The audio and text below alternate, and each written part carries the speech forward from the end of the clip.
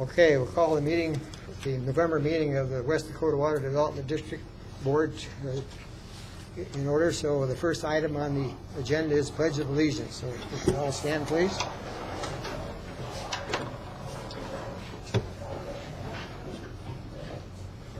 I pledge allegiance to the flag of the United States of America and to the republic for which it stands, one nation, under God, indivisible, with liberty and justice for all.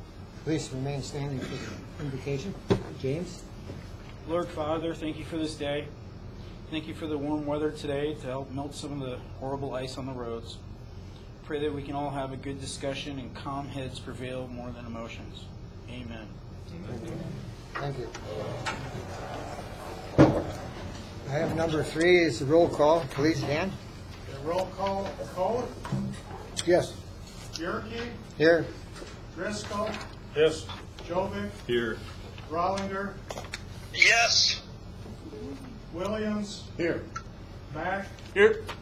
Violata, Here. Harris. Here. The 9 present, Rollinger is dialed in. We have a quorum. Okay. Thank you. Next item on the agenda is the approval of the agenda for tonight's meeting.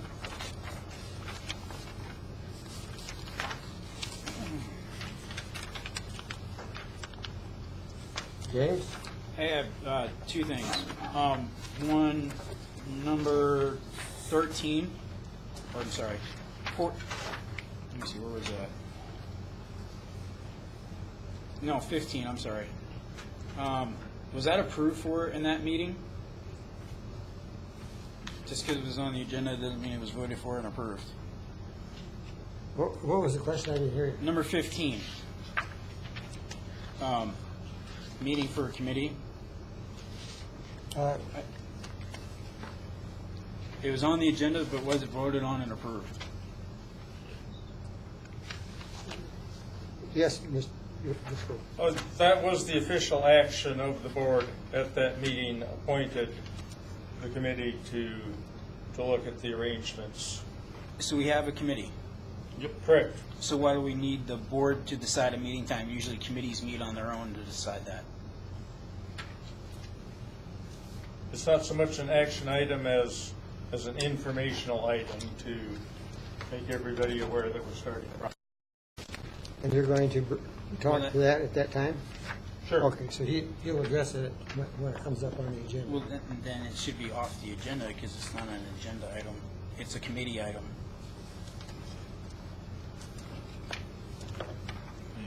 Committee items just go phone call or email. Yeah, we could do it under director's items, I guess. That'd be fine by me. All right. I just want to end up with arrangements to start our process. Okay. So we'll strike number 15, and it'll be brought up under. And then my second item is 16.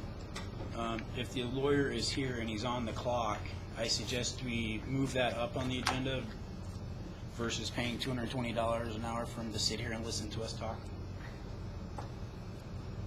What's the board's wishes? I'll make that motion. I suggest we move it right up to after the treasurer's report and move it to number 9. Well, we do have, okay, there's a second to the motion, so a discussion. I mean, we do have, other people here also. Are they charging us $220 an hour to sit here, though? Maybe somebody's paying their wages, I don't know.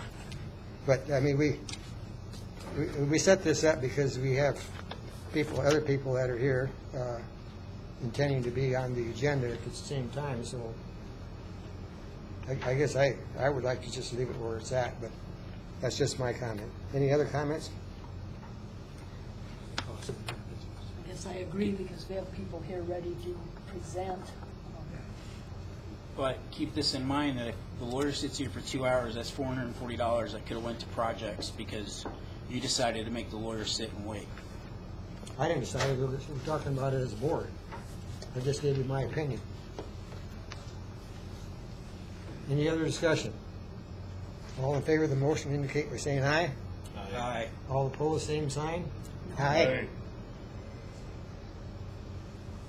Motion to approve the agenda? No, to move the executive session up. Motion was to move it up right after the treasurer's report. Motion by Bialotta, seconded by Jove. And who voted for it? Raise your hand. You could always call a roll call. Okay, roll call, please.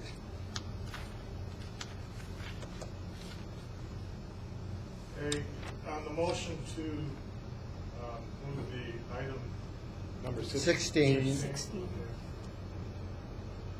Harris, No. Bialotta, Yes. Mack, Nope. Williams, Yes. Rollinger, Did you hear that, Steve? No. No, he said. He voted no. Jovic, Yes. Driscoll, Nope. Bierke, No. Coth. No. The motion fails. Motion fails. Anything else on the agenda? Move to approve as amended.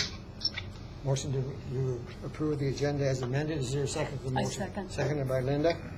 Any discussion? Seeing none, all in favor of the motion indicate by saying aye. Aye. Opposed, same sign. Motion carried. Item number 5, approval of minutes from the September 10th meeting. Is there something going on with that, Dan? or- Yeah. Okay, Do you have any comments on that, or? Sure. So Director Driscoll was wondering about the motion at the very end, when we lost Michelle on the screen here. Motion centered by Bialotta, seconded by Dakota, abstention to suspend Director Driscoll while he was still present. And I listened to the recording, and in my opinion, it's probably not a valid motion because Director Bialotta wasn't recognized. Okay. The motion was made, so I guess it's kind of a little bit of a gray area there with what we're going to enforce on that. Okay, well, I wasn't at that meeting, so I'm going to have to Okay. depend on Now, Director Mack. input from whoever was there. I was chair at the meeting. The motion was made during an argument. I was not addressed. It was not addressed towards me. It was addressed towards Director Driscoll. And by the time, and the motion wasn't made. I said there wasn't a quorum. I called the meeting back to order, said there wasn't a quorum. The motion wasn't formally made. That's not true. I was recognized. You pointed at me when I raised my hand. I'm going off of the audio, James, and the audio clearly states that you were not recognized when you made the motion. That's not what you said in the audio. You even repeated the motion. James, I listened to the audio. I went and then discussed it with Mr. Mullally, and we went over the audio again.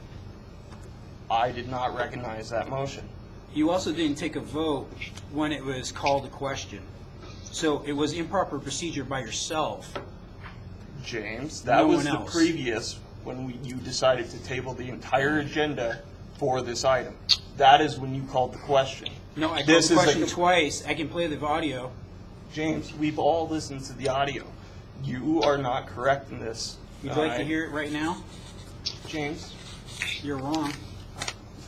I Yes, listened sir. to the audio clip you sent me, and I did call the question. And it was while Director Driscoll was in the room, even though he claimed he was not. And you waited to take an action on the motion, giving Driscoll plenty of time to pack up his belongings, argue, gripe, and complain, then leave the room. James, I am standing by what So I you're said. willing to lie because your finger pointing to me isn't on the audio. Okay, Nathan's got a comment. Let's take his input. So, based on my recollection, we had a banter, just like we just experienced now. Okay, there wasn't recognition by you of what was going on here. So by the standard that we're talking about, you know, this has been illegitimate also. So I think what happened was legit. There was a motion made, it was seconded, we have that recorded. And from my perspective, I think there should have been some kind of action done on that, but that's when Director Driscoll left the room. Okay. So we never did approve those minutes, so Yeah. we're asking the board for those. I'm not going to vote on it because I wasn't there for that meeting. If I could just Sure. mention, it was said at the meeting, so I think it's legitimate to have it in the minutes. Okay. Just maybe a compromise here, to have that wording in the minutes, whether you want to call it a motion or not, maybe that's the sticking point. I don't know. But it definitely was clear, and maybe I didn't get the wording exactly right, but we can change that too. Okay. So, I guess, is there a motion to approve the minutes from somebody? With those changes? With what changes? Well, I'm just trying, I mean, we apparently need to have a motion by the board to approve the minutes. Okay, I'll make the motion that we approve the minutes as noted, with the motion being made and seconded. Is there a second? I'll second. Second by James. Discussion on that motion. I won't be voting on this because I was not at that meeting. Seeing, I just have a question. Is your intent to leave this in the minutes as written? That's the way it was at the meeting. Yes. Okay. And I also listened to the audio I did too. a couple times at Dan's request, Dan Mullally's, and, I think the wording is accurate. Yep. So, And Yeah, that I wasn't did- the I listened question. to it, too. The question was that Dan Driscoll claimed he had left the room when I said it, stating that I had said something infactual, okay. which wasn't. Seeing no other comments, all in favor of the motion indicate by saying, did somebody have another comment? I was the one that raised the question, and when I listened to the audio, it came up, that James made such a motion. I would suggest amending the wording to say, well, Driscoll was leaving the room. I was basically making an Can't change exit, it. and I think that would be accurate. If that's a reasonable compromise, I'm certainly comfortable with that.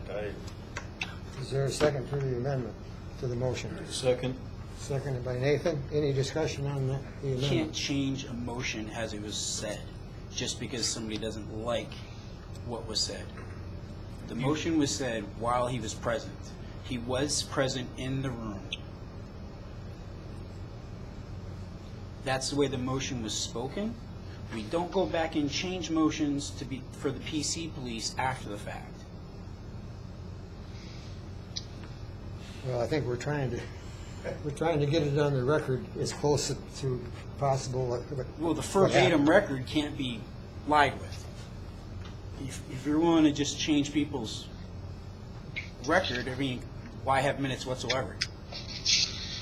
I wasn't at the meeting, James. I'm not trying to change anything. I'm just trying to get through this motion. Nathan? How about if we compromise and say something like,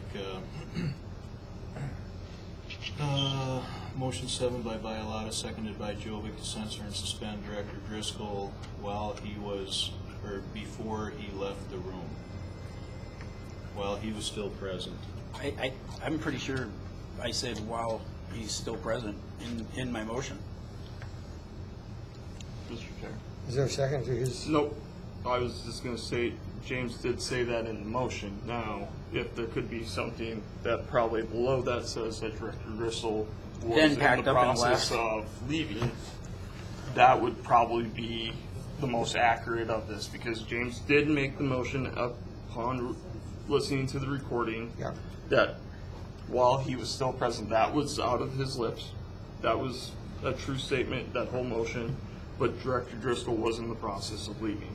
Put that at the bottom as just a note that Director Driscoll was in the process of leaving, because the motion is correct and James is correct by that. But Director Driscoll was out of his chair, walking out the door. But he was, like James said, he was not fully out by the time that Director Bialotta made the motion. That would be probably the most accurate statement. Would you agree with that, James? I would agree with that if you put it in parentheses that it's an action, not a verbal, as an We've observation, got a motion on the floor. as a visual observation. We've got a second motion here to change the group from Nathan to change it again, but nobody seconded the motion. Mr. Chair, I would like to put this in. Motion 7 by Bialotta, seconded by Jovic, to censure and suspend Director Driscoll while he was still present. Then I would like a little parentheses below that. Director Driscoll was in the process of walking out of the meeting, but still in the room. I could second that. I'd second that. Okay, Yeah. everybody? I was Yeah, second Dan? on the other I just motion. wanted to say I agree with both Director Bialotta and Director Mack. Just kind of in defense of myself, and I agree with Director Bialotta, you can't change the wording of a motion. I have to record what was said, so that's what I was trying to do. So I think this compromise is fine. So nobody seconded. I Nathan. did. Bialotta and Williams You- did. You pick your. Second, third. Second. Well, what is the motion then? The motion is Just to add it in parentheses Yep. with the observation that Thomas Mack stated. Okay. Good. Just so everybody understands the motion. Any other questions or comments? All right, all in favor of the motion indicate by saying aye. Aye. Opposed, same sign, motion carried. That's it. And that I assumed you want the attendees list modified too, because that was never approved either, so. Did I you have get a- Steve's comment? I have a comment on that. Steve Rollinger? What's that? Did Steve call in? Was he off mute? You still there, Steve? See, I think he's on mute. And maybe trying to get to us now. Steve? Here. I'm Okay. here. Were you trying to say something or not? No, not yet. Okay. So the motion, did you hear the motion? I wasn't there at the meeting, so I'm not voting. Got it. That's good. Thanks, Steve. Thanks, Steve. Okay. Are we ready to vote? Then I have I'd like to be recognized, Mr. Chair. Yes, go ahead. When it comes to the adding of names to the attendees list, that is not in our previous. To have an open meeting law, you can be anonymous. When people want to be recognized and heard on the record, they do state their name and record. But if I feel if somebody wants to be anonymous in the room, that they do not need to sign the attendees list. It's not required by open meeting law. It's just something that we did as a fun fact to go through and check names and see how many people attend our meetings. Good. Well, I did listen to the audio, and I know both these gentlemen were mentioned in the discussion. But they're in the minutes, correct? Are Or they in the audio? They are in the audio, yes, because I listened to it. But the attendees list isn't required by state law that every public meeting has an attendees list. Yeah, that's So I think if somebody wants to volunteer to be put on the attendees list, I don't think it's our job to put them on involuntarily. okay. You okay with that, Rod? I just was listening to the audio. They were part of the meeting. I They were? wanted to be sure they were recorded as being part of the meeting. They both, I think they both spoke. They did, and it is on the audio, so So if it's not protocol-wise, if it's improper, that's fine. One right here. actually Mr. Johnson. yeah, he was, oh, do you have a comment? Yes, I don't want my name put on the record, that's why I didn't sign it. Okay, And it's not required by state law, it's an open meeting. okay, As Mr. Bialotta pointed out, if I'm here anonymously, that's fine. sure. Do I have to wear a mask to be anonymous? I don't think so. You're looking at me, I'm not questioning you at all, Chuck. I'm not questioning it. Are Okay, you talking to me personally? or- no, I'm talking to the board. Oh, okay. Dan? Sorry, I had my glasses off, so you don't know who I'm looking at. Okay, well taken. Yes. I know this is a little bit early for discussion on the next deal, but I think Glenda had something to discuss about last meeting. Do we wait for the next meeting minutes to talk about almost the same issue? Yes. Okay. Let's get through this one. Thank you. I think we're ready to vote on this. So we're going to strike the attendees list. Yes. So I make the motion that we strike that from, I don't think you need to, because you motioned that the only change we made okay, great. was Director Max, so automatically this is gone. It just disappeared? Okay. The way that this request that I made is put into the order here, it refers to the September meeting minutes. Yes. Yeah, that's correct. Never mind. That's fine. Okay. All in favor But of it the doesn't motion? need to be that. Doesn't need to be. You ready to vote? Okay. All in favor of the motion? Indicate by saying aye. Aye. I don't understand. I thought we already voted on it then. Did we vote on that? Yeah. We Oh, okay. voted on the, thought we yeah, approved. because like you said, we're going to just strike those words because All we right. didn't vote on that change. I'll take it back. Are we done with item 5? Yeah, just a second. What I asked for was to have each of the members get a chance to vote, and I didn't hear Steve's vote. He wasn't at the meeting. He said he wasn't voting on it. Oh, okay. All right. Sorry. And I didn't vote on it either, by the way. Because I wasn't at the meeting. Okay, item 6 is approval of the minutes from the October 8th meeting. Is there a motion for approval?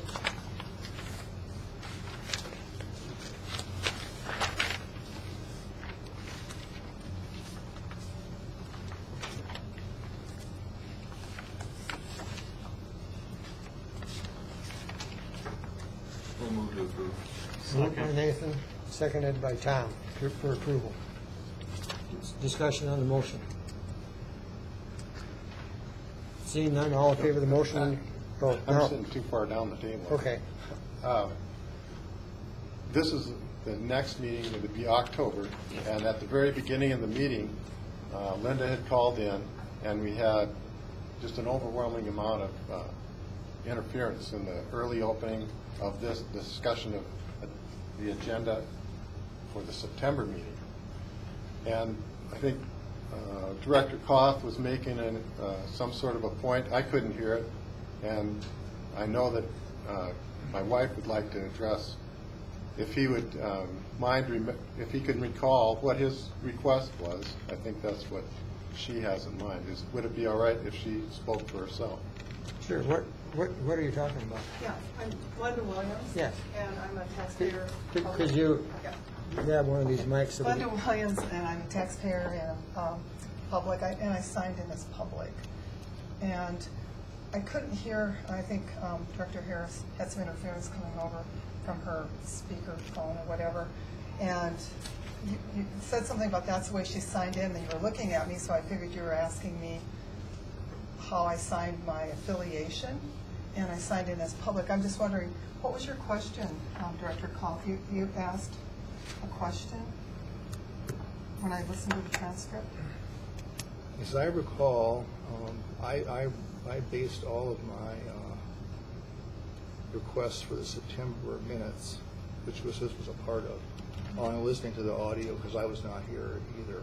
So that's when I asked, and I guess improperly, for Mr. Jasper and Mr. Anderson to be added because they were a part of the meeting. And so as I recall, what I also asked was for you to be recognized as, because you're a regular attendee and a participant, you know, we didn't think we were giving you proper due without recognizing you as the wife of Director Williams. Because you are a regular attendee and you're active participant and always have, you know, substantive contributions. I guess I've never been asked my affiliation with my family or my husband when I'm at a public meeting or a director's meeting or direct boards that I'm on. And I just thought that was an odd question to have me sign in as Director Williams' wife. And I thought that was an unusual request. And nowadays with the Me Too movement, it's kind of a sexist request because could have asked, what affiliation should I sign in? Is public not appropriate? And if it's not, I think you guys need some kind of something in your SOP for your sign-in sheet that says affiliation is what? Do you want the company I work for? Do you want my affiliation to my family? What is required is affiliation. I'm a taxpayer in Rapid City. I'm in Director Williams' location. I am his wife, but when I sign in at a public meeting, I'm the public, and my comments are coming objectively from myself, but not as somebody's wife. So I just kind of, after I realized what the question was, it took me aback. I've never been asked ever to affiliate myself with my husband in a professional manner, in a volunteer manner, in a public manner, anyway. And so I just wondered why he wanted me to sign in as his wife. I don't think that's normal, but if it's something that you want and that's a requirement, then I might do what Mr. Jasper does, not say anything and not put my name down. But that's kind of not the point. If you have something you want to say, you guys probably need feedback from the public, and I'm usually the only one that's public here. Objectively, I don't think I should have to sign in as somebody's wife. So that's just what I wanted to say. I think we learned some things tonight. I learned something. We have a sign-in sheet, and I guess, if you don't want to sign in, that's fine. I mean, we want to do it right. I mean, I do personally, and as Mr. Jasper said, if he doesn't want to sign it, nobody wants to sign it. We just like to have it in the record. If you're here, if you don't want to do it, you don't have to. No, I don't mind signing in, but I do kind of mind being told how I'm supposed to sign in. Okay. Point well taken. Thank you. Any other discussion on the motion? Motions for approval of the October 8th meeting. Seeing none, all in favor of the motion indicate by saying aye. Aye. Opposed, same sign. Did you vote on that, Steve? Oh, you weren't here either. Take that back. Okay, that was item 6. Item 7, conflict of interest disclosure. Is there any items on the agenda proposed for tonight that any director would have a conflict of interest?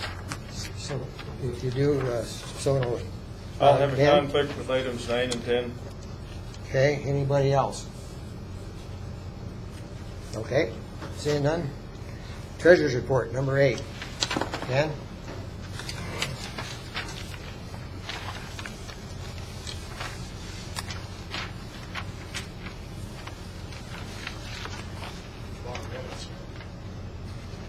Okay, we have currently funds on hand about $462,000. Revenue received to date about $117,000. So we're going to probably get a pretty good chunk here towards the end of the year because our levy was for $200,000. Admin budget spent was about $63,000. Projects about $69,000, so total expenditures year to date is about $129,000. Any questions on that first section? Any questions? I guess not. Okay, then it's kind of hard to see maybe a summary of the projects. School of Mines on the Deerfield Pactola has about 6,400 yet to bill us. The Missouri River Water Allotment Study, it looks like they have about 2,200. And you include potentially the 5,000 for Holly Telford's septic system, our outstanding obligations for projects would be $13,627. Question on the treasurer's report. Nathan? Well, I got a question on that, 5,000, I guess, for the septic system. I mean, how long are we going to carry that? Has she had any contact? I talked to Holly today, and she's still going through some problems with getting the neighbor to cooperate and having the contractor live up to the bid. This is according to her, so I can't state this for a fact. And so nothing has really got to the point where that 5,000 could be legitimately sent to anybody. Did it sound like it was going to happen soon, or you had no idea? It doesn't sound like it's going to happen in the next few months, but she's getting some other work done through a private agency helping her with some drain tile and some other things on the house. So What was the date that we approved that? Do you remember? Was it last, is it in the packet? It was this summer. was that a year ago? Or July, Steve was here. Yeah, it wasn't a year Oh, ago. it was July. Yeah, So this in summer. July. It was this summer. July, maybe? Yeah, okay. Yeah, it So- wasn't, it's not a year old. Wasn't it the same meeting I got my contract renewed? Spring or summer. April? It's not that old. No, We were here at School of Mines. You're right, okay. Yeah, we were out there, I was thinking, you and I were out there May or June, if I recall right, that we met with her. So, Did I put that in the packet? Probably not. I didn't look if you like. yeah, I'd say we, go ahead, Nathan. Can we put this on the agenda for next month and review whether or not we want to continue this? I think it's a good idea, and I think, Dan, maybe we could have her, if we could have her come to the meeting in person and brief us as to where she is and if there's a timetable that Okay. she could provide us as to when she's going to need this money. Chair? We'll do that. Yeah. If we can also direct Dan to have her bring in any documentation, if she can show us that the contractor flipped her on the bid, if she's got a new paperwork showing a revised bid or something like that. Sure. Sounds good. Any other questions on the budget? Is there a motion for approval? I move we approve. Moved by Second. Bob, seconded by James. For approval, any discussion? Seeing none, all in favor of the motion indicate by saying aye. Aye. Opposed, same sign. Motion carried.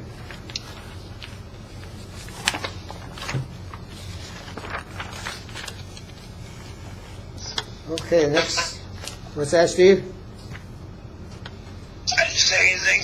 Oh, okay. Did he, Would you vote on that one, Steve, on approving the treasurer's report? Yeah, vote aye. Okay, thank you.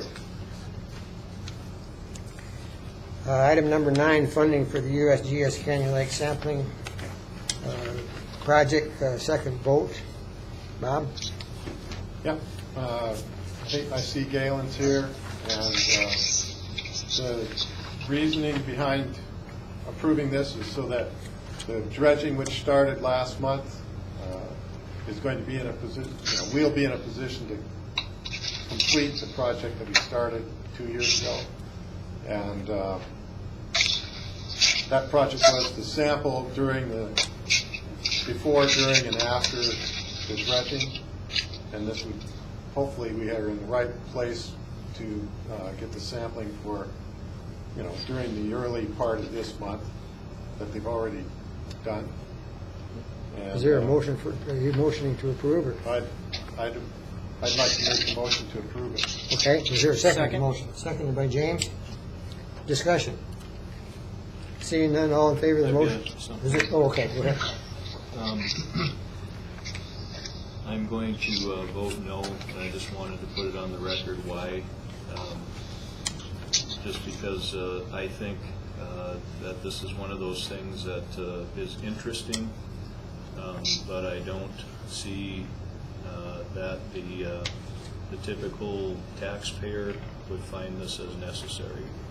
So I think if somebody were actually having to cut a check to support this study, they probably would not do that. The average taxpayer would not. So I'm going to vote no on it, and that's why. Okay. Did you hear the motion, Steve? No. The motion was to approve the USGS Canyon Lake sampling. It's the second vote. And Okay. So we're ready to take a vote on it now. All in favor of the motion indicate by saying aye. Aye. All opposed, same sign. Nay. 1 no from Nathan. Okay, item number 10, cost share funding for the USG stream flow gauges for Castle Creek above Deerfield Lake and Rhodes Fork of Rapid Creek near Roxford. The second vote. I move approval. Is there a second? Second. Seconded by Steve. Discussion. James. I know when we had USGS in and we had denied funding the previous year, that when they said, I asked them specifically if anybody had called for any of the data in the year that it's been missing, and we were told no. If nobody's requesting this data, and then we also found out that we didn't get a full breakdown of who was paying for the gauges, that there was another agency also partially funding this, that I don't recommend funding them. Okay. Nathan? Again, I'm going to just put it on the record because I know most of you are going to vote for this. But since the journal is here, I guess, I can kind of set the record straight on some of this stuff.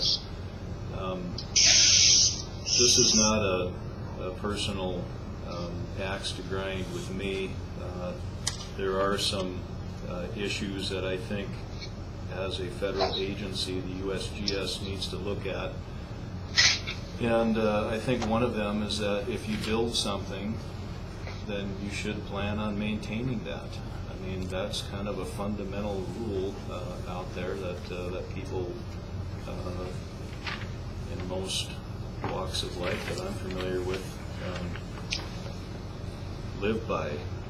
The other issue is that we had some very convincing research that was done by one of our directors that showed that this work could be done for far less than is being done, or the cost that's being incurred by the USGS. And other states are doing that. They're doing it on their own. However, USGS apparently has a lockout of other data being fed into their system. And I just fundamentally disagree with that as a business model. That's not the way that things should be run. I know that... Points of order. Points of order, Mr. Chair. Okay. I'm not done yet. Did we pass item number 10? No, we haven't voted on it. We're still discussing it, and Nathan's got the floor. Okay. I'll Continue then. I'll tell you when we're ready to vote. All right, continue. Have Nathan continue then. Okay, thank you. So one of the things that I've noted is that GIS managers, one of them that I'm familiar with, brings data in from all over, and he indicates the source of the data. So that's something that the USGS could certainly do. They could make data available from other sources on their website and just indicate that it's not their data, but they refuse to do that.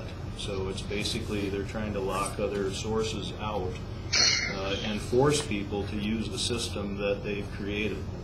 So I don't think that's a good business model, especially if it's a federal government agency doing that. So I'm going to vote no. Those are two of the reasons for it. All right, any other discussion? Bob? I too will probably vote no because the way this project was sold indicated to the public that these gauges would be helpful in emergency or in flood situations, and these gauges are not for that. These gauges are, I believe, meant for a study of the Madison Formation and the outflow from the Madison, and at last meeting they said when we interviewed or talked to I forgot what his name is, the representative from the USGS, that these gauges were never used for the early warning Mr. Chair, system call for the flooding. question, please. Bob still has the floor. He's just explaining how he's going to vote. That's okay. I'm done. Thank you. Okay. Thanks, Steve. Any other discussion? Okay, Steve, we're going to be voting on this. You call the question. Yeah, we're going to vote on it right now. We're done with Point discussions. of order, who's the chairman? I am. Please inform the other board member that you're controlling the meeting. I'm just explaining to him. We're going to vote on it right now, Steve. So the motion is to approve the funding for the 2 stream gauges, one at Castle Creek and one at Rhodes Fork. Right. And so all in favor of the motion indicate by saying aye. Aye. Aye. Opposed, same sign. Nay. Aye. Your three noes. Can you do a roll call? Pardon me? Roll call, please. Okay. Roll call. Motion to fund the USGS stream flow gauge for $15,600 for the next fiscal year. Williams, No. Rollinger, Yes. Jovic, No. Driscoll, Abstain, as I did on the last motion, just for the record. Bierke, Aye. Coe, Aye. Harris, Aye. Bialotta, No. Mack. Aye. Motion carries. Okay, thank you. Item number 11 is the School of Mines water allotment future use presentation. Final report. Nathan? So I think we've discussed this several times now. I think most of the people in the room here are familiar that West Dakota holds a future use permit to access water from the Missouri River.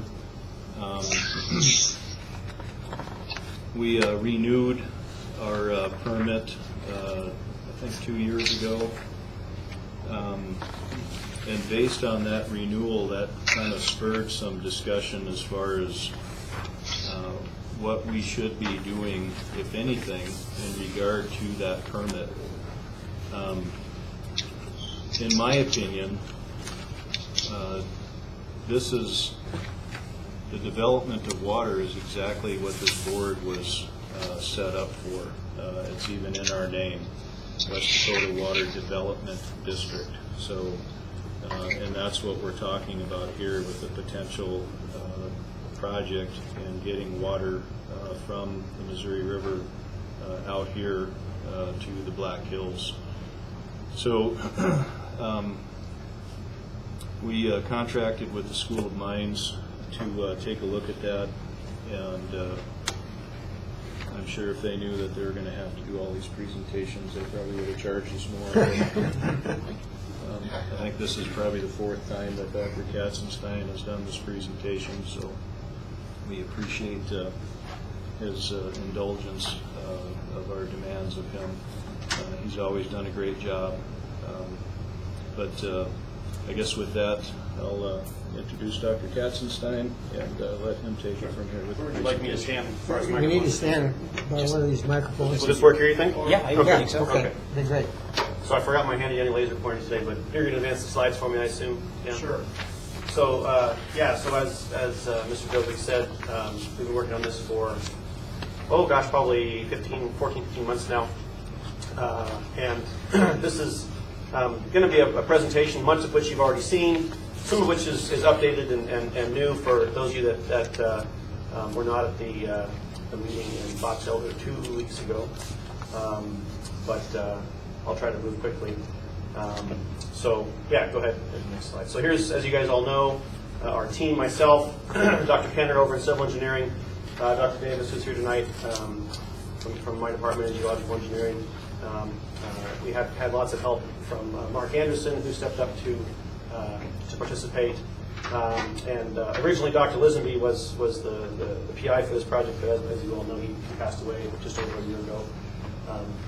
And we've had 3 great students, undergraduates working on the project. Caleb is here. He's back there in the corner. He's still working on the project with us, civil engineering undergrad.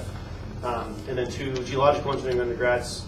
Regan West and Haley Notoboom, they helped us with the water portion of the study. Kayla's been helping us with the pipeline design and working with some of the contractors to get pumps and that kind of thing figured out. So, go ahead, next slide, please. So as Mr. Jovic said, in the mid-'70s, this board acquired and has since maintained a future use permit that would allow up to 10,000 acre-feet a year, roughly 14 cubic feet per second of Missouri River water to provide future municipal, industrial, commercial, and rural water system use. It turns out Rapid City, the city of Rapid City also holds a similar permit for quite a bit more, 66,000 acre feet per year, which is about 92 cubic feet per second. So if you look at DENR's website, they list these two. This is a case of first in time, first in line. If there were to be any kind of issues with propriety or who gets water first. You notice there above West Dakota Water Development District, there's the West River Water. We learned a couple weeks ago about half of that is already being appropriated for the West River Lyman Jones pipeline. So some of these have been utilized currently, and are utilized currently. Go to the next one. So the objectives of our project were three main points here. One, to try to project and predict population in the study area, which, by the way, includes effectively the same area as, overseen by this board. Plus, we also expanded it to include some of the communities to the north, including Piedmont, Blackhawk, Somerset, those places. So they would probably also have a say in this in the future too, if it sort of happened. They would be partners, potential partners. So what is the future population growth going to be in the region? And then what does that mean for future water demand? And then that's the first point. Second point is how much water supply do we currently have from groundwater and surface water sources? And so that kind of allows us to figure out when we have an issue. And then if we were to start to bring water from the Missouri River, what types of challenges would there be? And also we were able to get some estimated costs. So I'll come back to that when we get to that point. Go ahead, thanks. So we used several different population projection assumptions to come up with a range of future populations. This is where the greatest uncertainty lies in our study. A lot of different economic factors can lead to, varied future population, but we'll provide you with what we came up with here. And then if we use past use and past population, we can check a figure that was suggested by Long and Putnam in 2002 that currently uses about 150 gallons per person per day. So I'll show you a plot that verifies that that's a good assumption here in just a minute. Go ahead. So these are our different population projection assumptions. Some of these are based on trying to mimic growth in Minnehaha County, or one of them I should say. One of them is based on fitting the existing Rapid City growth to a growth curve. We have just a simple linear projection there, which is that blue dotted line you can see. The green one actually came from data that the city of Rapid City is using for their future forecasts. And then we also just fitted polynomials to the data. That's the orange or the yellow one. So you can see those different ranges of values there. And then there's that dashed line, which is an average of all of those. And so the figures in the future will contain that dashed line as well as the minimum and maximum ranges that you can see by those two extreme curves, just to kind of give us an idea of the uncertainty. Next slide, please. And that's this particular plot here. So this looks different from previous versions of this presentation. So we see future population projections and the ranges from what we have. And you'll notice, too, this plot actually goes out further than the previous one. The previous one ended at 2120. We started with 100 years, but then we projected them further because some of the discussions we need to have later might involve a longer time period. So that's why that's different. Next slide, please. So this slide just shows the historic population and then actual water use values plotted there in orange. And if we multiply the population by 150 gallons per person per day and compare it with the actual use, it compares pretty favorably, so we moved forward with that assumption. And then we can apply that assumption of 150 gallons per person per day to the projected population curves that I showed you previously, and come up with predicted or possible future demands based on that population projection. Next slide, please. And that's exactly what this is. So this shows you a range. Again, we've just changed the y-axis now with the same data we saw before, but now it's just talking about, it shows future demand, water demand. And the next slide is just the same with the max and min and the average. So this is what we're going to use moving forward in discussions about future need. So this is the plot for that. So next slide, please. The next step was to come up with how much water do we have in the existing sources that we utilize in the region. So we evaluated how much groundwater there is within the study area and how much is coming into the system each year. We didn't do that evaluation. We looked at literature that did that. And then we also looked into how much surface water is possibly available in the future based on past use from stream gauges, stream gauge data, I should say. And then one of the things you know about this region, if you've done any work in this kind of area in the past, is that climate here drastically impacts groundwater levels. It drastically impacts flow. We have a very what we call flashy system here in the surface water, and also because our aquifers are very prolific in their transmission of water, we get a lot of variation in water levels just based on climate. So that's an important point to make here. So if we come up with values of what we expect are available for use from these two sources, we can then compare that to demand, and then begin to come up with some discussion on whether this pipeline is necessary. Next part. So this is Long and Putnam in 2002 put out a great study that fits very well with our study area. So they were looking at groundwater influx, or water influx into the groundwater systems of the Minnelusa and the Madison aquifers here in the region, basically from surface water, groundwater interactions. And so they were able to come up with estimates of influx into the system in what they deemed as being dry or drought, average, and wet years. And so that's described here on the next slide. So they suggested that inflow into the Madison and Minnelusa aquifers from precipitation on those outcrops ranges from about 45 to 110 CFS, depending upon climatic conditions, and the outflow from those systems ranges from 47.5 to 59, just over 59.5 cubic feet per second. And that doesn't count our use. That's just through the system, basically.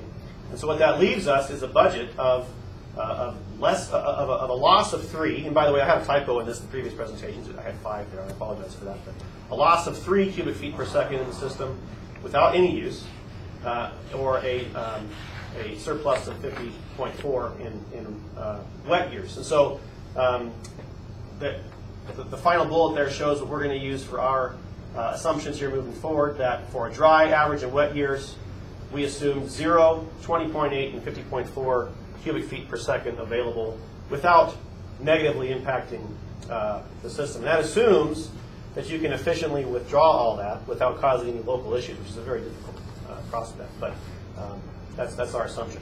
Next slide, please. Surface water.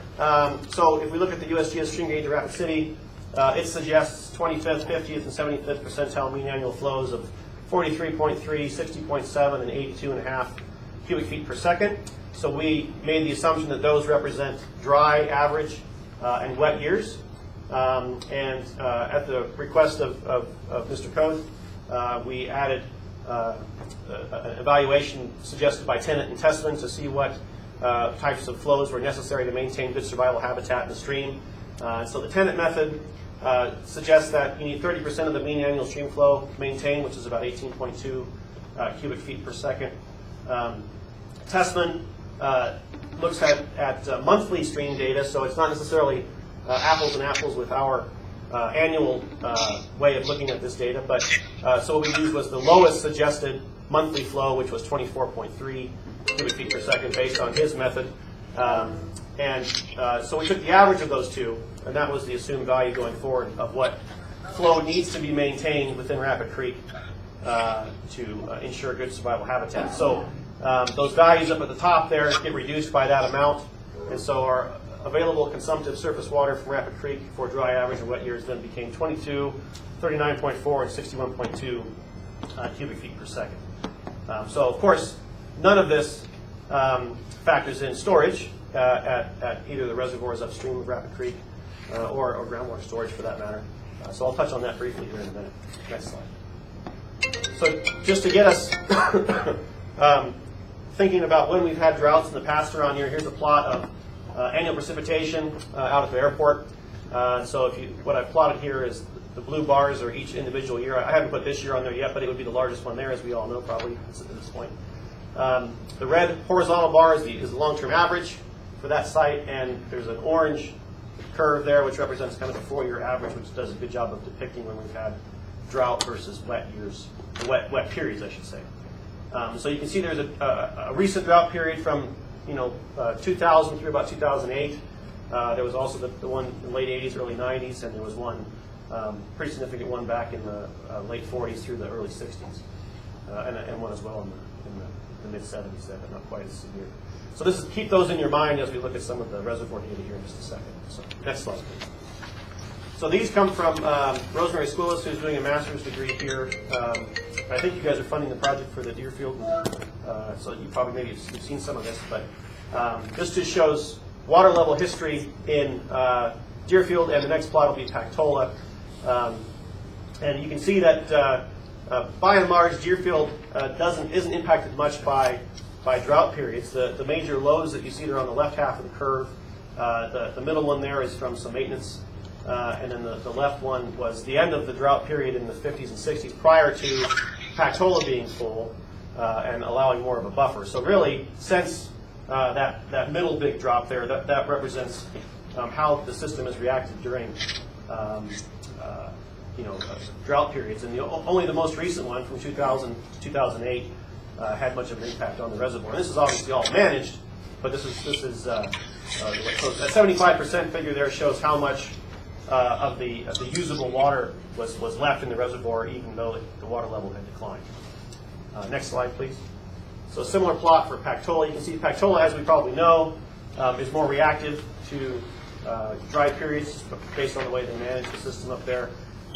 And so those two most recent drought periods in the early 2000s and late 80s, early 90s, you can see the response there from that. And if you add, for instance, in the most recent drought period, if you add the storage that was remaining in Pactola to the storage that was remaining in Deerfield, it's still greater than 50% of the total storage in the system. And so two ways of looking at that. One is that, yeah, we still have plenty of storage. Two is that, well, as population increases, that use would have to be much greater. And so you can do some calculations to see, at what point does that buffer become limited. Next slide.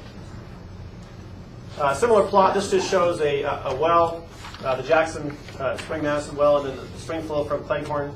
If you look at the time on the x-axis there, you can see, of course, the drought period from 2000 through 2008. You can see how everything was declining. And of course, this includes both natural flows and pumping and use. But it just shows that our groundwater system, there is storage in the system, but it's very reactive to use from that system. So it's not a cure-all for drought periods. Next slide, please. So, in summary, we have available groundwater in dry, average, and wet periods there of 0, 20.8, and 50.4. Available surface water shown there as well. And if you sum those together, that becomes our assumed water budget for dry, average, and wet years of 22, 60.2, and 111.6. So if you plot that on the curve from before, next slide, please, you can see where those fall. And so you can see currently, if you find 2018 and 2019 there on the x-axis, we're already we exceed what we just decide is available budget in a drought year, and if you this is where the uncertainty in the population predictions becomes important, because this suggests that on average, on an average year, we'd be okay through 2120, but if you have faster than that. If you have growth at a higher rate than that, it could be much sooner. And in any event, our ability to weather, per se, drought periods is going to be greatly reduced in the future. So, at some point, difficult decisions are going to need to be made on many fronts: conservation, maybe another reservoir, or possibly a pipeline. And so this is kind of the point we're trying to make here. Next slide, please. So if it was decided that the pipeline was a possible solution, we looked into some of the challenges that might lie ahead for constructing such a pipeline. So we made the assumption that the most likely alignments would probably follow existing right-of-ways along highways and interstates. Public land could be utilized, but certainly the cost savings on infrastructure would have to outweigh the costs, both political and monetary, for eminent domain or whatever it would take to get access to public land, private land, I should say. I should say could utilize private land. I apologize. That's a typo there.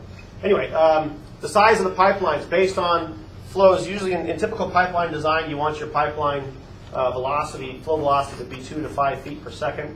So if you do some quick area and volume calculations, that means that for just the West Dakota Water Development allotment of 10,000 acre-feet per year, the pipeline could be as small as 2 feet. If you combine the West Dakota Water Development District allotment and the Rapid City allotment, it could be as large as 8 feet. It turns out we chose to evaluate both of those situations, and we used 3 feet and 6 feet for the two pipelines, and I'll explain why here more in a minute. We can then determine where pump stations would be needed. So that's based on head loss. So pumps can provide a certain pressure head, and once that pressure head's gone, obviously you'll have no flow, so you need to make sure you have boost stations along the way. And you lose head based on just elevation change, but also from pipe friction and minor losses from fittings and that kind of thing. So all that was determined. Next slide, please. So these are our, that didn't come through. Oh, there it is. Okay. These are our proposed alignments. So obviously the red line is if anybody's driven to Pier, you know that route very well. The blue line is just kind of a secondary option that follows more of Interstate 90. And then there's a green one there, which is, I apologize, difficult to see. And that one I created by maximizing conservation of elevation along that route to minimize both distance and the kind of the ups and downs throughout the route. Now, of course, you can't not cross the Cheyenne River, so that's why all three of those have that big dip on the right side on the plot there. Next slide, please. So we designed based on that red alignment along the typical 2-lane highway route that we take to Pier. So for the West Dakota allotment, we initially had a 2-foot diameter pipe, but if you run through the calculations, the pipe friction kind of eats you alive, and you get a lot of head loss from pipe friction. So we minimize flow velocity to 2 feet per second, and that allows us to go as large as 3 foot, which minimizes friction loss, and so that allows us to have fewer pumping stations, which are a major capital investment. So you'd have an intake pump station and 5 boost stations. And I want to thank right up front here Will Lynn from Dakota Pump Incorporated, who has graduated this school, and he provided us with a bunch of insight. Caleb sat down with Caleb for an afternoon and gave us a lot of information on pump design, gave us some pump specs that were much better than what we had previously, so he deserves some thanks. We do that for free. So anyway, you can see the specs for the pumps there at the stations and the intake station and the boost stations, and it'd be good to have one extra pump on standby at each station in case of maintenance. So that's there as well. For the West Dakota and Rapid City allotments, it'd be a 6-foot diameter pipe, and again, it'd have one intake station and 6 boost stations. And so that's, if you want to see those on the profiles on the map, next slide, please. This is, oops. Oh, I'm sorry, one more slide first, I apologize. No, that's it, go back, you can go back. So this just shows you some of the specs there. So the overall elevation head loss, just based on the fact that, Oahe is of a specific elevation, and the eastern side of Rapid City is a specific elevation. That's 1,560 feet of elevation head loss, which is a lot.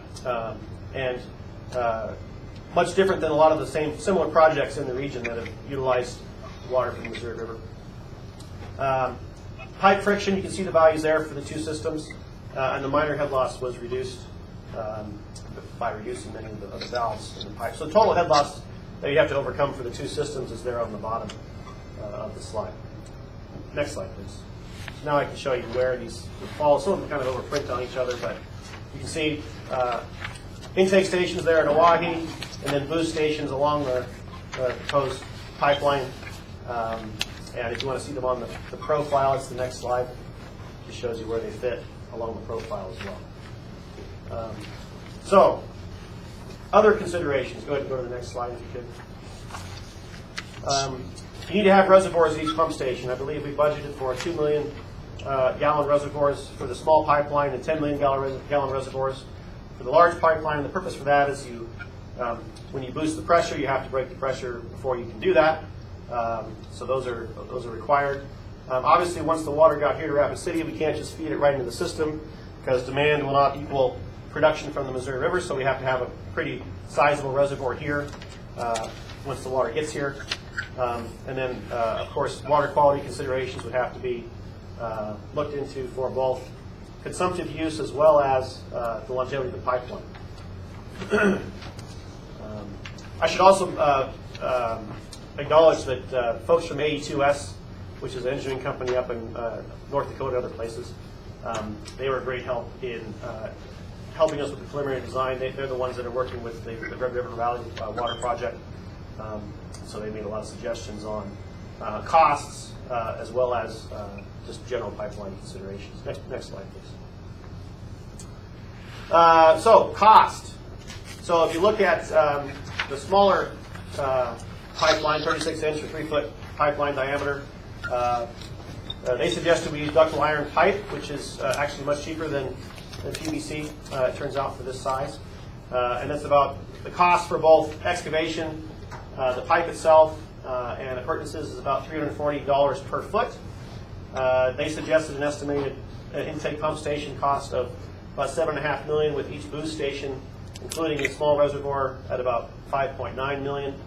And then when they bid these projects, they put engineering, legal, admin, environmental, easement acquisition, permits, and those kinds of things at a 35% premium over the existing cost there. So, and then contingencies for issues along the way of 25%. So, estimated cost for the smaller pipelines of just over $500 million with a B. And that doesn't include maintenance. And I did do a calculation here of if you were to run it at capacity all year, 24/7, it would use 3.5 megawatts at all times, so it's about 31.3 megawatt hours annually. So depending upon your price per kilowatt hour, it'd be $1 million to $1.5 million just in electrical costs. But that kind of cost could easily be borne by ratepayers, I think. Next slide, please. Excuse me. Yes, go ahead. I'm sorry to interrupt. Did you include labor costs for monitoring of the pumps? No. So like I said, no maintenance is assumed Okay. here. Right. Okay. So That's no, right. not even. Correct. monitoring. Yeah. Next place. Yeah. Thank you. So this is a larger pipeline. So similar breakdown. Everything obviously is much more expensive because of scale. The engineering percentage was reduced by 10%, obviously, because a huge number if it wasn't. But the large pipeline is much more expensive, $1.8, $1.9 billion. And the electrical costs also are scaled upwards quite a bit as well, about 229.9 megawatt hours, if it's run at capacity. Now, of course, that's the worst case scenario for electrical costs.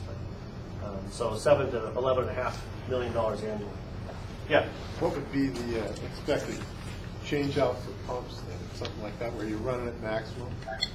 I'm sorry. Do you expect the pumps to go through that maximum period for a sustained Well, that's the period? thing. Pumps, they like to run. If you start them up and shut them down a lot, that's how you wear a pump out. So, it's really beyond the scope here, but certainly it wouldn't run at capacity at all times because we wouldn't be able to hold that much water, I don't think, even if we had a large reservoir. Because we'd have periods of use that were much lower in a wet year, for instance. Thanks. Yeah. Next. I got a question. Yeah. Are you favoring untreated water pumping out here, or So this doesn't include any cost for treatment. Right. So we thought we'd be treating the water at the source? Good question. So the question is, yeah, so you'd have to treat it somewhere. Yeah, or So we'd have to look into what would make more sense for the longevity of the pipeline, because you might treat it at the source, but then the pipeline might provide contaminants. You have to retreat it anyway. So this discussion would have to be had. This is just the pipe, there's no treatment. That's cost. correct. Yeah, okay, thanks. Next slide, please.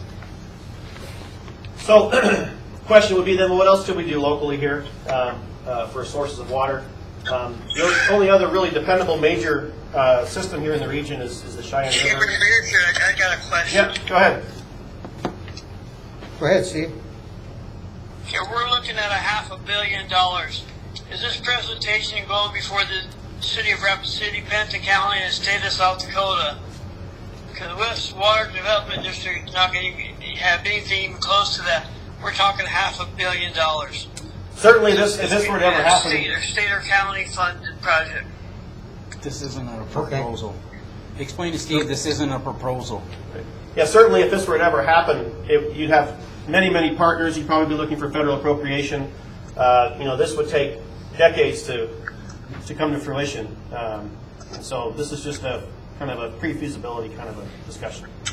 Right. My question was, are you going to present this to the state and the city and the county? So, like you did us. You want? Yeah, Steve, there was an invitation that was sent out about a month or so ago for a presentation that Dr. Katzenstein did in conjunction with the consulting firm AE2S out of Grand Forks, North Dakota. That was done in Box Elder a couple weeks ago, and there were several people that were invited, probably over 60 people were invited. We had over 50 RSVPs. The weather was bad the night before and that day, so I think we had maybe 30-some people that were at the meeting, but many of the people that were there were members of, they were representatives of different political entities. I know John Thune's office was there. Good deal, thank you. Yeah, and cities and counties and water districts were also represented there. So. Okay, Yeah, no, thank you. okay, thanks. You should ask him to mute again. Can you just mute while you're not talking? It's kind of getting a feedback on the phone here, Steve. Okay. Okay, thanks. I think I do have it muted when I'm not talking. Oh, okay, thanks. There's some kind of noise outside. So the Cheyenne River obviously would be something you want to look into, but currently all of the Cheyenne River rights are allocated to the Angostura Irrigation District, so there would have to be further discussions there. But and just on another note, the Cheyenne River system is also somewhat flashy. What I mean by that is it's highly variable in its flow, and so probably not the best dependable source of water.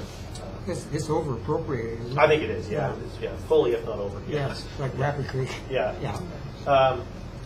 Obviously, there's other small watersheds up and down north and south of Rapid City, but again, they're not always flowing. Some of those watersheds, in the surface water at least, and it's likely that any kind of use of those would be appropriated as those areas grow anyway. So the problem here is larger than that. The potential future problem, I should say. Next slide, please. So conclusions of the study. Our ability to provide water during drought is decent right now, but it's going to worsen as population increases. Our average population projections suggest that predicted demand will surpass supply in about 2120, and it could happen sooner depending upon if we're under predicting population growth, which many economic factors here, including the success of Ellsworth, which right now Ellsworth is booming. So as such, existing and future water use permits here should be maintained, just because you want to have your option available if you need it. So we showed that it's expensive to do this and challenging, but it could be done, and it would probably, as we said just a minute ago, likely require buy-in from many entities, and in fact, very likely might require federal appropriation to get a larger pipeline down. So that's, I think, it for me. So we'll have a final report done here in the coming weeks, and certainly there can be a back and forth if you guys want to provide any input on that as well. I'm hoping to have it done in probably a week or so. Okay. So. Any questions? Just a comment Sure. real quickly, since you called me out on slide 15. Oh, did I? Yeah. Oh, but yeah. Did I make a mistake? No, well, I appreciate the fact that you tried to make some accommodation Yep. for, what I'll call in-stream flows. Right. In Rapid Creek, because that is one of the reasons, I think, and a defining feature of why people come Sure. to Pennington County and why they choose to live in Rapid City in this immediate area.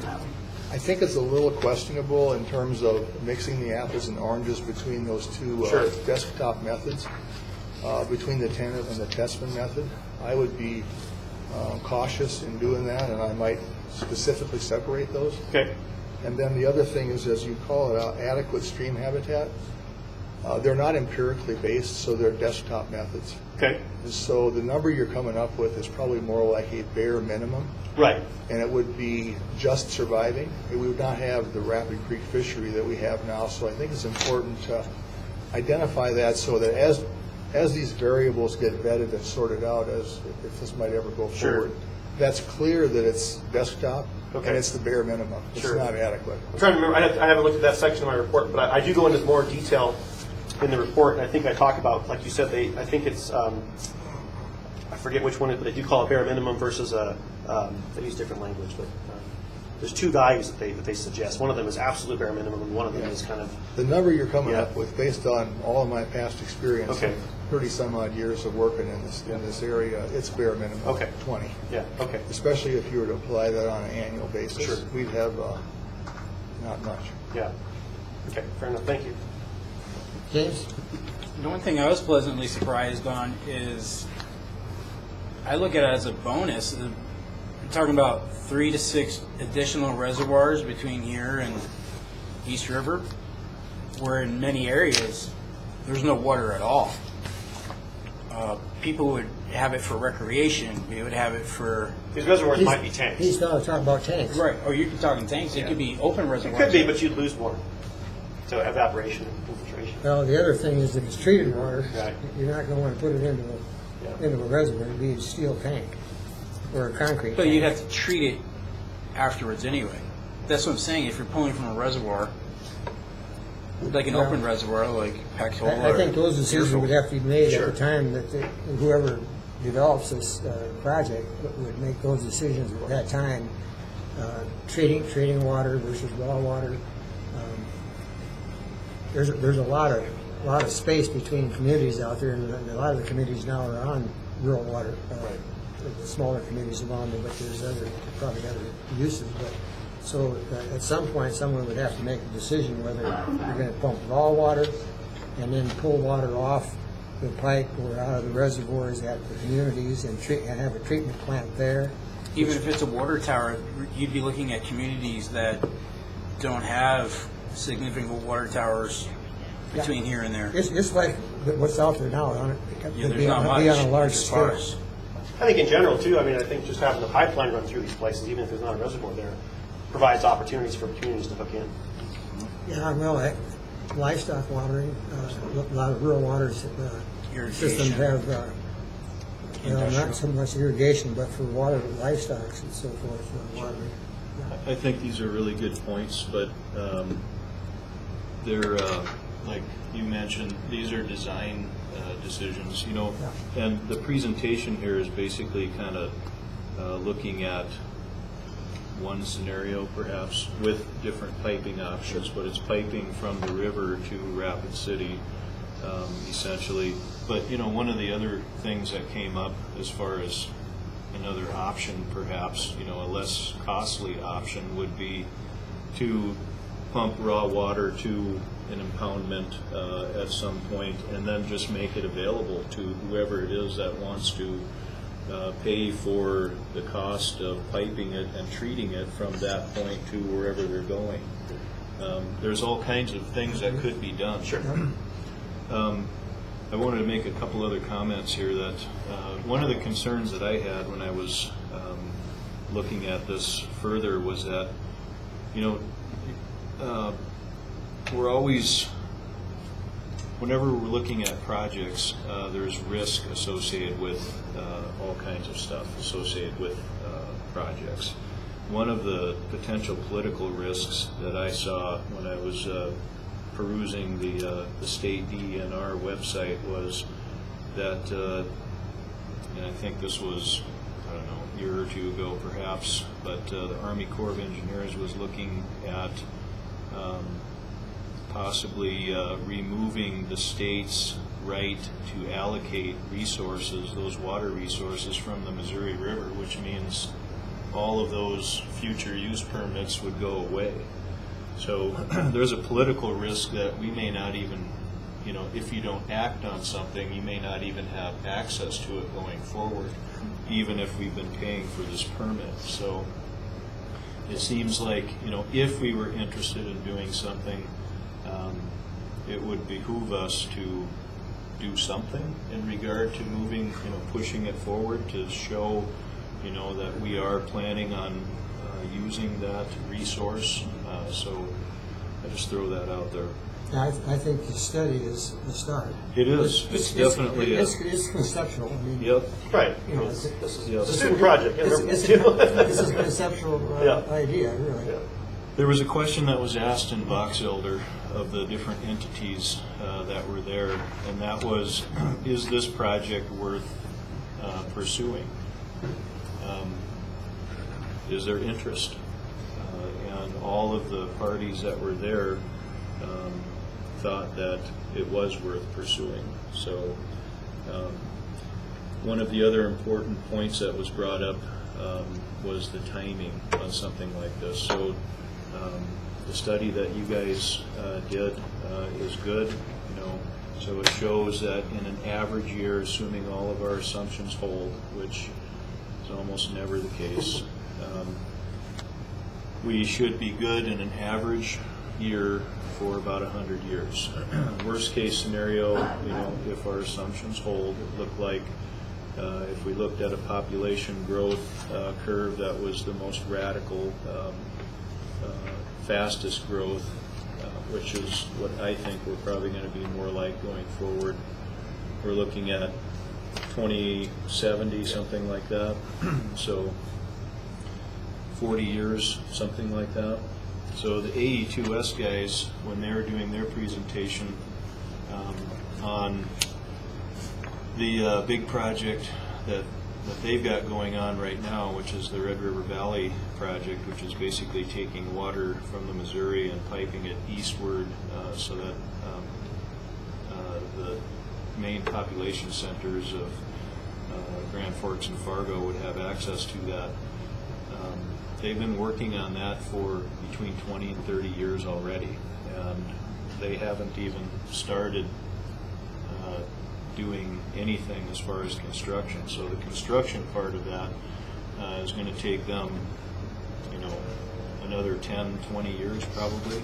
So we're talking long-term stuff here. So if we were interested in doing something like that, like this, now would be the time when we'd want to start doing something like this. So there was somebody that attended that Box Elder presentation, and he said this is like asking the question, when is the best time to plant a tree?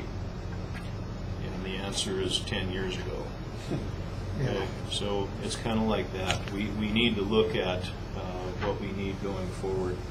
So anyway, thank you for your presentation. I think it was well done. I know we asked a lot of you guys.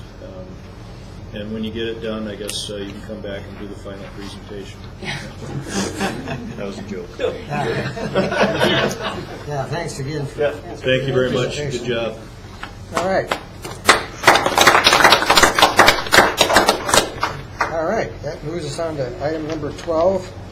Pay annual Class B membership dues to the South Dakota Association of Rural Water Systems in the amount of $525. My name's on that, and do this every year, but I'll make a motion that we pay the $525 to South Dakota Rural Water Association for another year's membership. I'll second. Seconded by Linda. Discussion. A lot of the things that they authorize or would be a benefit of their system does not apply to us at all at this time. We don't have wastewater or water system that needs monitoring or leak detection done. We don't need loans and grants from the state. We have our own ability to write loans and grants. We don't use water rates or adjustments. We don't have computer models because we don't bill anybody for water. None of us are wastewater certified required. And the Safe Water Drinking Act is available online. Even though this is a great organization, I'm wondering what the point of us being a member is other than getting billed. Well, I might comment. I was associated with the water business for my career, and South Dakota Rural Water. No, it's not. They usually don't get too involved in the larger municipal systems, but there's a lot of rural water systems in our district that they serve. They provide experience, technical experience for these small systems, and we have a lot of them actually in Panamint County. Right, but they're also paying in for that assistance. Yeah, we're basically supporting that organization. I feel because they're in our district. That's my feeling. Nathan? What does the Class B membership mean? I don't know. Dan, do you know? No, I'm sorry. I'm guessing that's probably an organizational membership. I would guess so, but I don't know. Yeah, I as know we're opposed to a authorized for board utility membership. membership Okay. or an individual membership. I do know they offered us to appoint somebody to the application to be a board member for the state board. Yes, it is. But there's, I think they said 90 organizations that are part of that. Yeah, it's a big organization, but it's kind of between them and DENR, they put on technical conferences and sessions for these people that are operating. A lot of them are small systems, and so they provide that type of service. No, I understand that, but those systems are paying for that with their dues. I'm just asking why we're paying dues if we don't get any assistance from them. Well, I think the systems that are in our district are. But they're paying into those. Yeah. I think Director Bialotta makes a good point, but I guess the way that I look at it is we're supporting the organization, and the organization supports our clients, our citizens that we serve. So that's the way that I look at it. I'm going to support it for that reason. I think they do a great job. Okay. Any other discussion? Did you hear the motion, Steve? I'll just be taken from the public too. From the public. Joanne? I just pulled it up on the internet, Yes. and there's a class Joanne, A. could you come up here by the mic so we can get you on in the This is audio? Joanne Noyes with the South Dakota Geological Survey, and I just pulled it up on the web page. And there's a Class A membership, a Class B membership, a Class C membership, associate member, and corporate partners. A is regional water systems, B is municipalities, small water systems, tribal systems, rural water systems organized as nonprofit or water users districts with 399 meters or less. Class C is the sanitary districts. There is an associate membership consisting of industry partners who support our organization. That membership is only $425. So it would be $100 cheaper.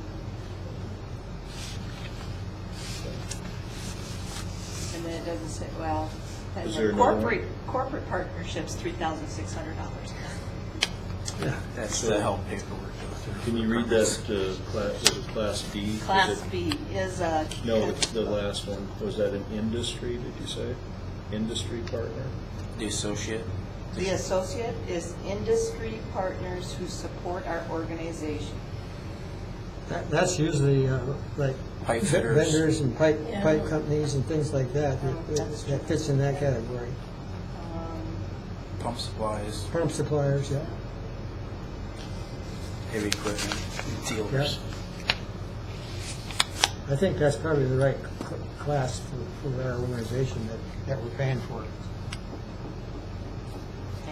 Okay, thank you. Thank you. So we ready to vote? Did you hear the motion, Steve? Yes, I Okay. All in favor of the motion indicate by saying aye. But, All right. one point real fast.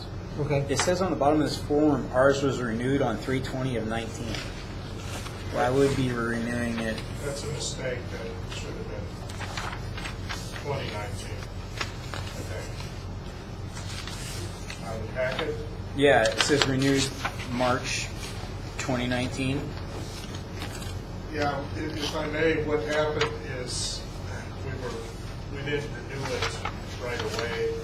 The membership actually goes from November to November. Yeah, membership date's 11/31.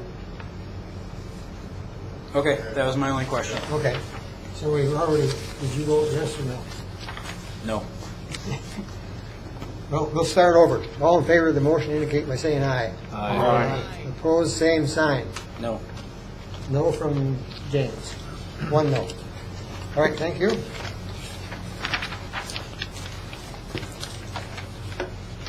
Number 13, evaluation of contractor as described in the West Dakota Water Development District Policies and Procedures, Policy 28.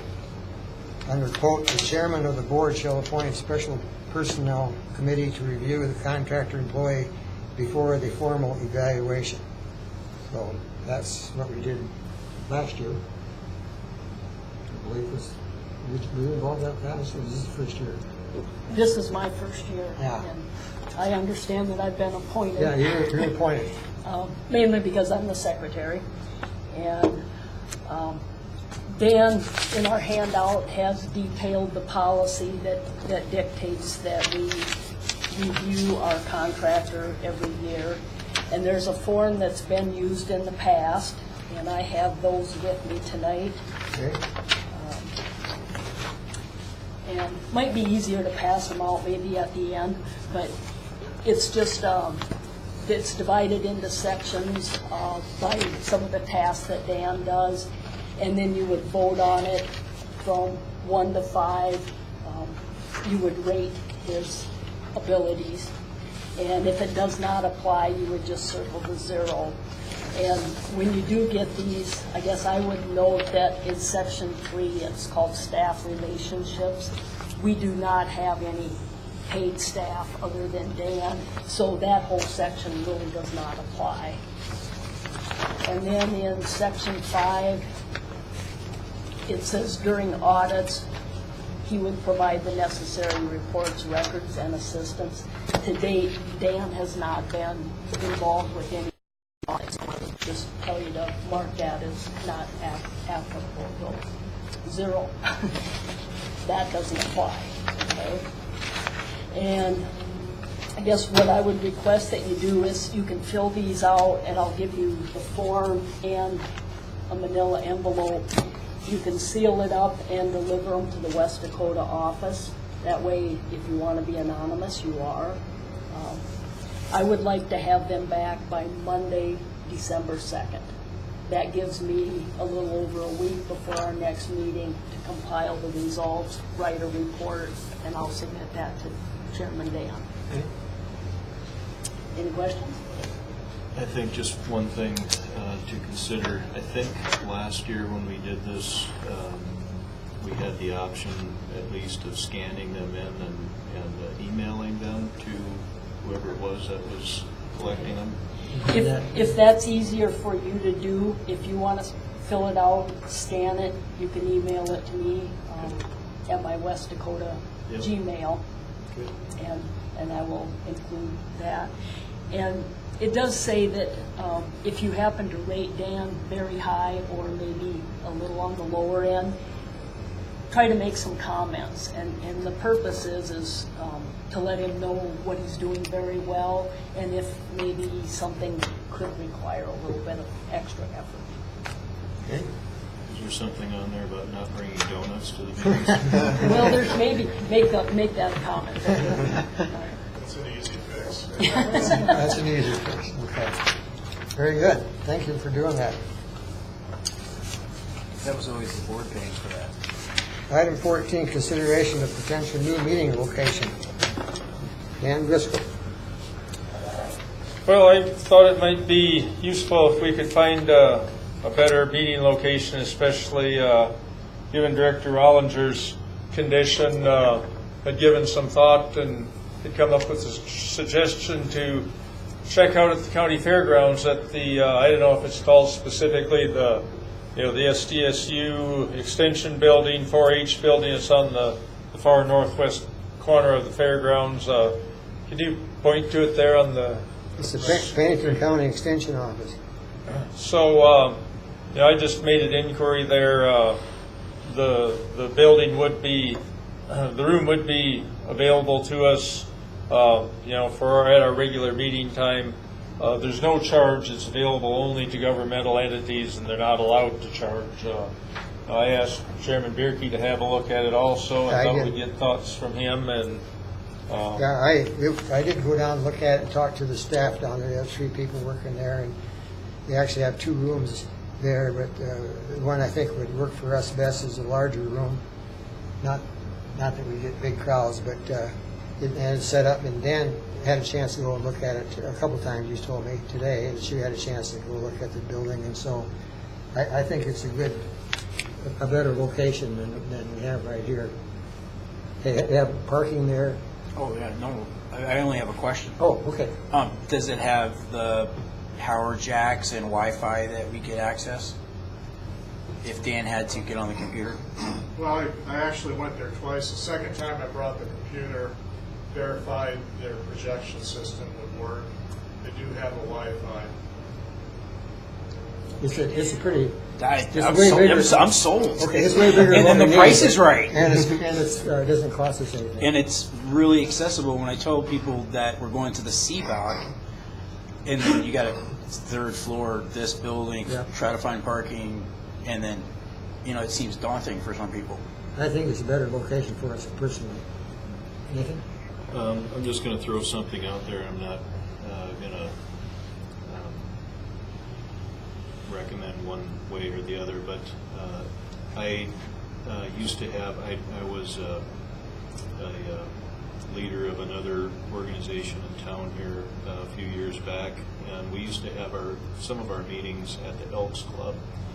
Now, one of the reasons for that, I'm an Elks member, and for members they allow access to, they've got some meeting rooms,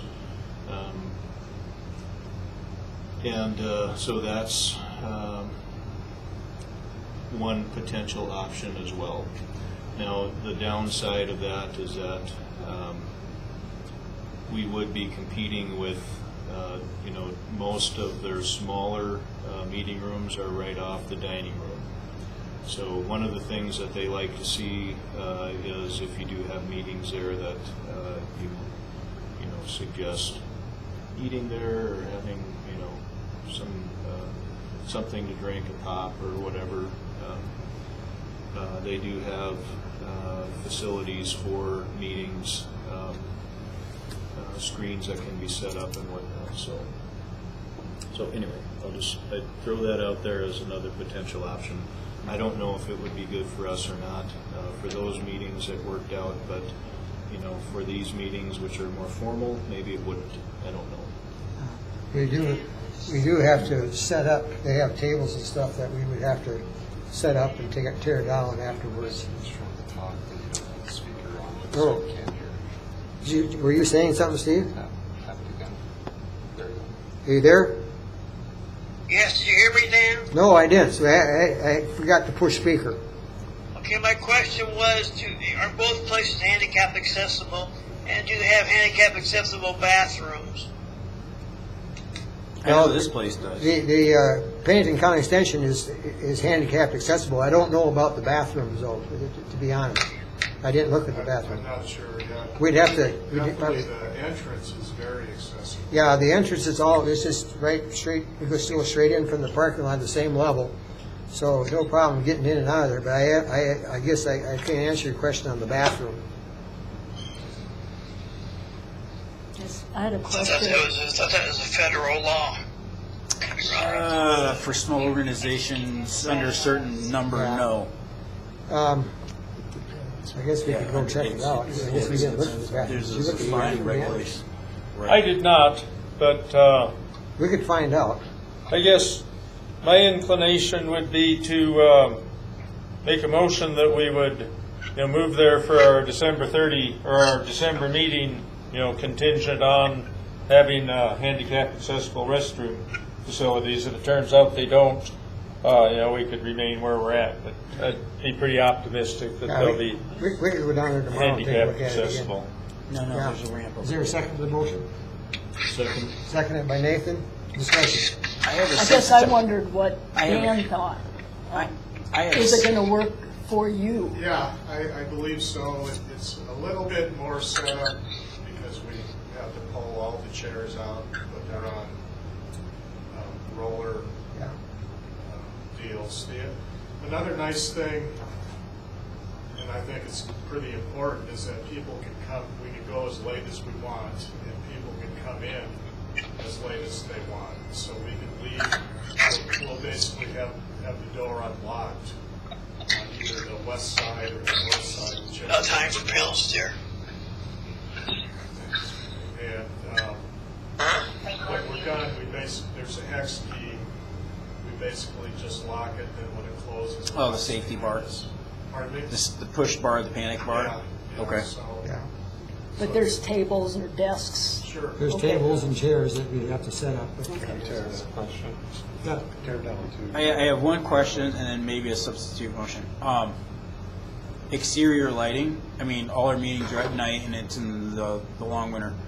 Has anybody seen if there's an outside parking light or an overhead light there at all? Haven't been there tonight. Then may I suggest that we table it for 1 month, evaluate whether it has a handicap bathroom, and I'll even drive by tonight and look at the light and see if there's a light, because I think the safety at night would be beneficial for everybody. Well, I will say, Because then we can start the new year there and give them plenty of notice as well. the meeting room's available, as I talked to them. No, I'm not suggesting it's not available. I'm suggesting you shouldn't commit to it if it does not have the handicap accessible bathroom. I have a suggestion. Why don't we check that out? If it doesn't, then we'll come back here, as you That's suggest. in the motion. The contingency. Yeah, put it Yeah, into the just same put it in, because contingency. contingency, we can go check it out, that in the bathroom. But then how do we advertise to the public that, yes, everything's moved? We're going to advertise it on the website and say, yes, please. I think we can make the decision and advertise it and let the directors know and the public know that's going to be, if we need to come back here, we could do that. Yes. Can we modify this and include Director Bialotta's concern about a security light there also? Sure. Yeah, absolutely. Friendly amendment. That's a good question. I'll second that now. Okay. Parking. Abundant over Parking is the, good. yeah. The Okay. parking lot it's like a 10-foot walk from the parking lot to the door, and it would accommodate Yeah, it's hard to see on here, but 100 vehicles, whatever. It's It's a good-sized parking lot. Okay, let's, is there a second? I seconded the adjusted motion, the amended motion. so the motion up there is based on Bialotta's suggestion. So that's what we're going to vote on. All in favor of the motion indicate by saying aye. Aye. Opposed, same sign. Motion carried. We voted to, Steve, we voted to go to the fairgrounds next meeting, December meeting, contingent upon the handicap bathroom and some outside security lighting. be here. So Director Rollinger did vote. Well, can you hear me, Steve? Oh, he's, okay. He didn't vote. Okay. Item number 15, arrange for a meeting. I did so, Oh, I said that's right. aye. Oh, okay, sorry, we got you down then, thank you. That's right, we moved that to director's items, number 15, so we're going to 16. Going into executive session, discuss conflict of interest accusations according to South Dakota Codified Law 1-25-2. So we'll ask the members of the public to leave the room at this time, except for our attorney. Yes, could we take a short break? Oh, and we'll take a short break before we go into executive session. Do we need a motion to go? Oh, yeah. Was there a motion? Something like that. Did somebody make that motion? To go into executive session? Yeah. So moved. Moved by Nathan, seconded by James? Seconded by James. All in favor of the motion, indicate by saying aye. Aye. Motion, opposed, same Wait sign? till after the break if you want. Okay. Motion carried. I didn't catch who made the motion. Nathan, seconded by James. All right, we'll take a short break before we go into executive session. Dan, last time we had an executive session, the journal was here. I was going to mention that. Spy, he was trying to spy on the executive session. Yeah, he put his ear to the door. I can talk to you. Yeah, let's make sure that he's not party to what happens here. Okay. He understands that. These are supposed to keep you awake. What's that? These are supposed to be because you're. Yeah, keep you awake.